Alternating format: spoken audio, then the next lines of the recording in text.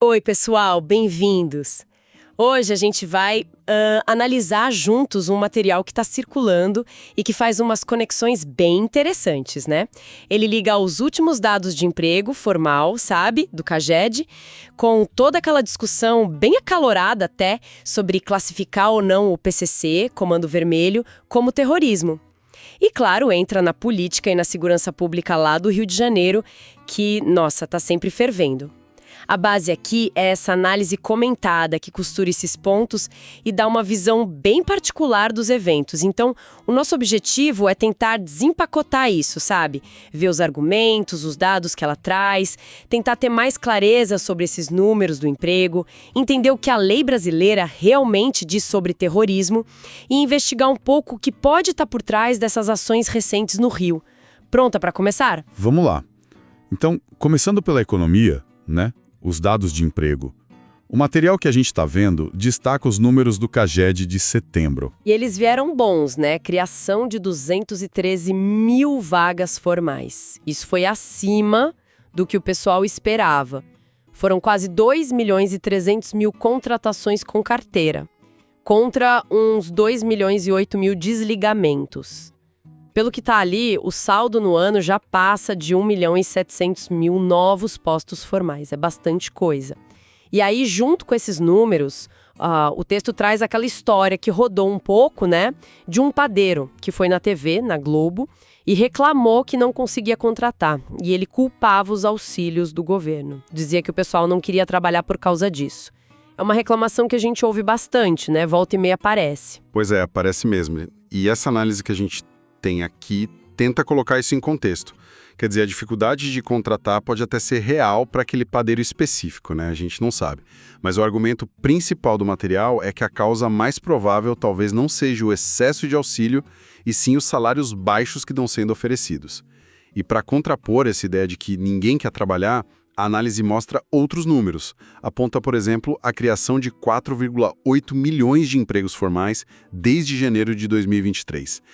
E fala numa taxa de desemprego de 5,6%, que seria, historicamente baixa para o Brasil. Nossa, 4,8 milhões desde o início de 2023. É um número bem expressivo. Sim. E aí entra a questão política do Bolsa Família, que o material também explora. Ah, sim. Ele lembra que foi o governo Bolsonaro, lá em ano de eleição, que triplicou o valor, né? Foi de uns 200 para 600 reais. E não só isso, aumentou muito o número de famílias, de 14 para 21 milhões. A leitura que a fonte faz é que foi uma jogada eleitoral clara para ganhar voto. Entendi.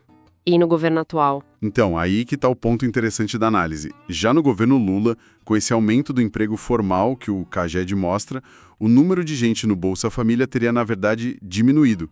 Caiu de 21 milhões e 600 mil para 18 milhões e 900 mil. São 2 milhões e 700 mil pessoas a menos no programa. O que é fascinante aqui, né? É como esses dados, pelo menos como apresentados na fonte, batem de frente com aquele discurso comum. Aquele que diz que o governo atual aumentou a dependência, que está todo mundo encostado no auxílio. Segundo essa análise, a realidade seria o contrário, com mais emprego, menos gente precisando do Bolsa Família. Puxa, é uma inversão completa da narrativa que a gente mais ouve mesmo. Interessante ver esses números lado a lado. Bom, saindo um pouco da economia, então, e entrando naquela discussão sobre classificar ou não as facções como terroristas, o material diz que essa ideia ganhou força, né? Principalmente entre apoiadores do Bolsonaro, depois daquela confusão toda no Rio. Aqui a coisa fica realmente interessante, como você disse. Fica sim, porque essa discussão não é só uma questão de opinião, né? Ela bate na lei. A análise lembra da Lei Antiterrorismo, a 13.260, que é de 2016. Foi sancionada pela Dilma e essa lei surgiu numa pressão danada na época das Olimpíadas do Rio, né? Para mostrar serviço para o mundo. E o ponto-chave é que ela define terrorismo de um jeito muito, muito específico no Brasil. Não é qualquer ato violento que causa medo que vira terrorismo, para a lei. Tem que preencher uns requisitos. E quais são esses requisitos? Tipo um checklist mesmo? Exato. Tipo um checklist. Precisa combinar 3 coisas, e todas têm que estar presentes. Primeiro, a motivação. Tem que ser por xenofobia ou por discriminação ou preconceito de raça, cor, etnia ou religião. Esse é o ponto crucial. Segundo, a finalidade. O objetivo tem que ser provocar terror social, um pânico generalizado na população. E terceiro, o resultado concreto. A ação tem que ter exposto a perigo real, pessoas, patrimônio, a paz pública. Se faltar um desses, principalmente a motivação por preconceito ou xenofobia, legalmente falando, não é terrorismo aqui no Brasil. Entendi a lógica da lei. E aí, o argumento central do material que a gente está analisando é esse. Qual a principal motivação do PCC do Comum do Vermelho? É grana. É lucro, com tráfico, com roubo, com tudo mais. Não é, via de regra, ódio contra um grupo étnico ou religioso específico ou contra estrangeiros. Então, aplicando a lei ao pé da letra, eles são organizações criminosas comuns, extremamente violentas, perigosas, sem dúvida, mas que devem ser punidas pelas leis de tráfico, organização criminosa, homicídio e por aí vai, não pela lei antiterrorismo. A análise até dá uma provocada, né? Diz que se fosse para alargar o conceito, talvez tivessem que incluir milicianos também, dependendo do caso. Entendo o ponto legal. Mas, assim, para quem tá lá no meio do tiroteio, ou vê um ônibus pegando fogo, a sensação é de terror puro, né? Como que a análise lida com essa diferença entre a lei fria e o medo real das pessoas? Ótima pergunta. E a análise não nega isso, de forma alguma. Não nega o pavor que essas facções causam. O ponto central dela é essa distinção. Uma coisa é o terror social que eles causam na prática, o medo, o pânico nas comunidades. Isso é inegável. Outra coisa é a classificação legal de terrorismo, que exige aquela motivação específica para acionar uma lei com penas e consequências diferentes. A insistência em usar o termo narcoterrorismo, segundo a leitura dessa fonte, seria muito mais um jogo político do que uma questão técnica ou jurídica. E que jogo político seria esse? Quais as motivações que a análise aponta? Bom, principalmente para consumo interno, sabe? Para a política aqui dentro do Brasil. Seria uma forma de acusar o governo atual de ser, sei lá, frouxo com crime, ou até de proteger bandido por não usar o rótulo terrorista. Uma arma para desgastar o governo, basicamente. O material até menciona uma teoria que surgiu que o deputado Lindbergh Farias comentou, de que chamar de terrorista facilitaria uma intervenção militar dos Estados Unidos aqui. Mas a própria análise acha isso meio forçado. Uma intervenção americana, por causa da classificação brasileira. Pois é, o ceticismo da fonte vem daí. Historicamente, os Estados Unidos não precisam da nossa classificação para nada. Se eles decidirem que um grupo é ameaça e quiserem intervir, eles mesmos classificam como terrorista e pronto. Não dependem da nossa lei. Por isso, a conclusão do texto é que essa briga pelo termo narcoterrorismo é muito mais sobre a disputa política aqui dentro mesmo. Faz sentido essa leitura. É mais uma ferramenta no jogo político.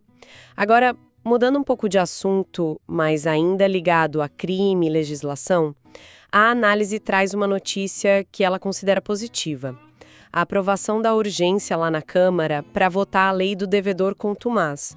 Aquela lei para pegar mais pesado com quem vive de não pagar imposto, né? De forma sistemática. Exato. E segundo o material, esse projeto estava parado há um tempo, enfrentando muito lobby contra. Cita até o senador Ciro Nogueira como alguém que trabalhou contra no passado. Sim, e a importância dessa lei, para essa análise, é grande por alguns motivos.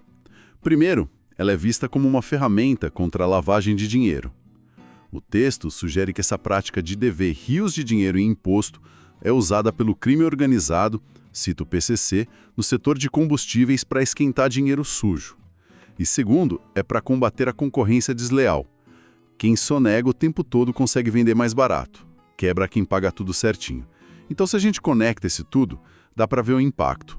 Tanto na segurança, mirando o dinheiro do crime, quanto na economia, buscando um jogo mais justo para os negócios. E a votação da urgência foi expressiva, né?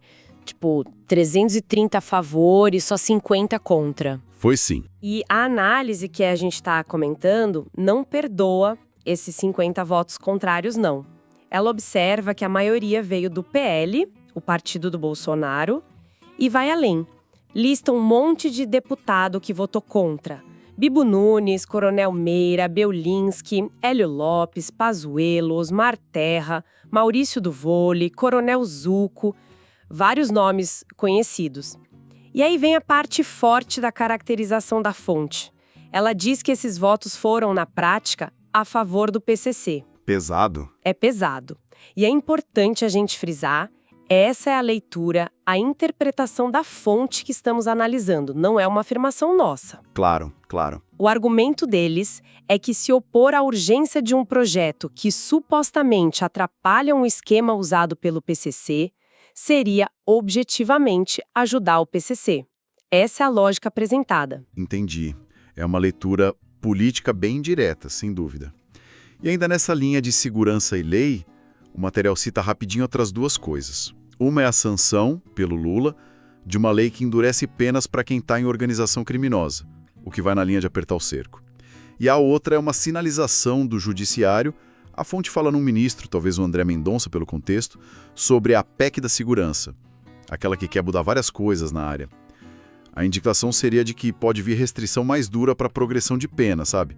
Para sair mais cedo da cadeia, especialmente para gente de milícia e tráfico. E o material parece achar isso bom, esse endurecimento. Certo. São movimentações importantes no cenário legislativo e judicial sobre crime, então.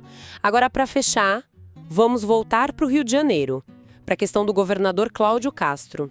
A análise comenta um vídeo do Paulo Figueiredo, que é um comentarista mais à direita, né? Ele falou sobre aquela mega operação policial recente na Maré e em outras áreas do Rio. Sim, eu vi algo sobre isso. Então, segundo o material, o Figueiredo basicamente disse que o Castro só fez aquilo tudo para aparecer na mídia, para ganhar ponto político, pensando numa candidatura pro Senado lá na frente. A análise chama isso de sincericídio do Figueiredo, tipo, confessar a motivação política. Marketing político, então. Exato. E não para aí.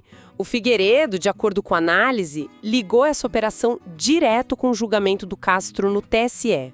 Ah, o caso do CEPERJ? Esse mesmo. Aquele dos funcionários fantasmas que pode caçar o mandato dele. A alegação do Figueiredo, que o texto reporta, é que marcar o julgamento logo depois da operação não foi coincidência. Seria uma retaliação. Tipo, o sistema vindo para cima do Castro porque ele ousou agir contra o crime. Ele até usa a lógica do tropa de elite, sabe? Insinua que se você se alinha com narrativas pró-crime que ele atribui à mídia, você fica protegido. Se combate, o sistema te pega. Puxa, é uma acusação forte de politização do judiciário eleitoral. E aí que a análise que a gente está usando entra com uma checagem importante.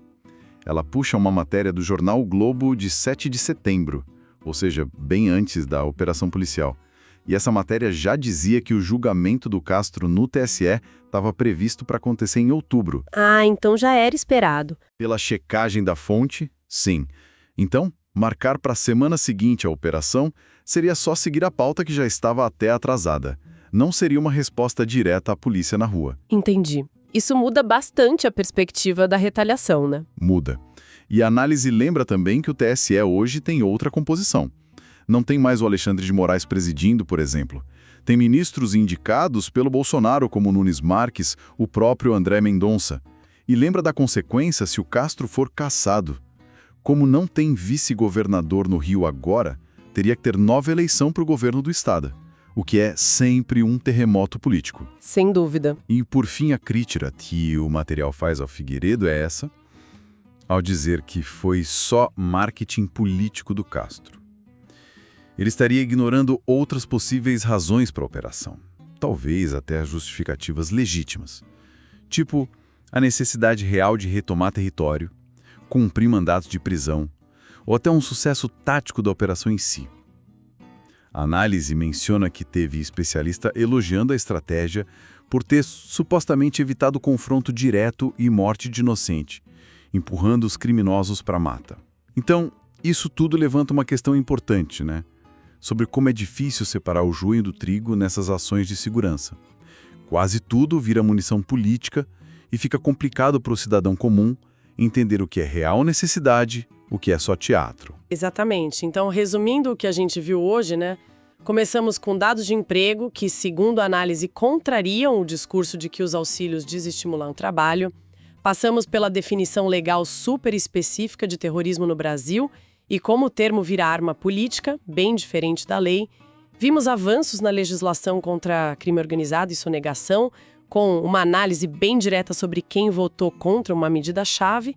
E fechamos no Rio com essa teia complexa envolvendo operação policial, política, justiça eleitoral e as narrativas conflitantes que sempre surgem. Muita coisa. Muita coisa mesmo. E talvez a reflexão que fica depois de olhar para tudo isso que a fonte trouxe é justamente sobre essa complexidade. A gente vive num cenário onde crime e política, mídia, ações do Estado, tá tudo muito misturado, muito interligado. Como que a gente, tentando entender o que está acontecendo, pode afiar o nosso olhar crítico? Como tentar separar o que é uma ação genuína de governo, de segurança, daquilo que é só performance, só jogo político, ou até instrumentalização de uma crise para outros fins? Que perguntas a gente pode fazer? Que outras fontes buscar para ir além da manchete, do discurso mais fácil, da narrativa que chega mais rápido? Não tem resposta pronta, né? É um desafio constante, mas é essencial para a gente poder formar nossa própria opinião de um jeito mais informado, eu acho.